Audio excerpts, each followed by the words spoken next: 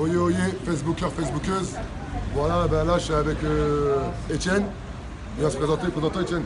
Ouais, salut. Moi je m'appelle Étienne Reich, moi je fais une thèse sur le clientélisme municipal et j'ai été amené à rencontrer Adama parce que finalement je l'ai rencontré sur internet et puis suite à l'affaire Théo, etc. Puis j'ai vu que son combat globalement pour la ville correspondait vraiment à ce que j'espérais trouver compte tenu de l'époque, du contexte, etc. Quelqu'un d'intègre, d'indépendant, extrêmement important, d'intègre, indépendant.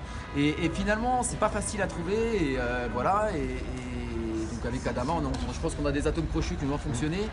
Et aujourd'hui, je suis passé faire une petite communication en lien avec ma thèse sur le clientélisme municipal et l'encadrement de la jeunesse. Voilà, j'ai présenté, j'espère que ça a intéressé. Il y a pas mal de gens qui sont venus me voir pour me dire ouais, vraiment, c'est incroyable en gros objectiver, quoi, en gros qu'on comprenne ce qui est en train de nous arriver, que tu mettes des mots dessus, tu vois, pour dire ah ouais mais c'est vrai qu'en fait tout ce qui était banal avant c'est devenu un luxe. La piscine, tout ce qui était l'encadrement de la jeunesse qui était banal avant c'est devenu un luxe. En fait on n'est pas cogité, nous tout ce qu'on pense c'est devenir plus riche pour payer la même chose que ce qu'on avait avant nos gamins. En fait tu galères à devenir plus riche tous chacun. Non, c'est parce que ce qui était banal c'est devenu plus cher. Tu vois, la cantine, les colonies de vacances, les piscines, les centres de loisirs, tout ça, tout ce qui c'était banal pour tout le monde, c'est devenu un luxe. Les gens ils ont besoin de devenir riches pour pouvoir avoir ça. Et ça c'est ça le problème. Donc non, le problème c'est pas chacun qu'on devienne dans notre coin riche pour pouvoir payer ce qui est devenu cher. C'est qu'on se batte tous ensemble. Je crois que c'est là qu'on se rejoint vraiment toi et moi. Qu'on se batte tous ensemble pour que les choses redeviennent moins chères. Tout simplement ne pas voir ce qui nous divise, regarder ce qui nous rassemble.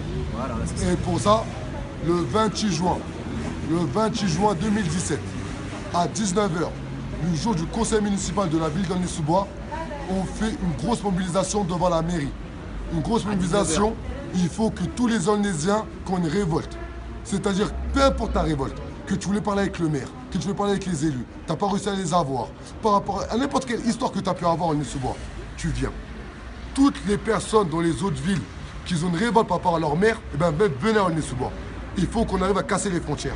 Il faut qu'on arrive à être unis. Voilà. Il faut qu'on arrive à combattre ensemble. Regardez, Étienne il vient du 78, moi je suis du 93. Je en plus, là. Voilà.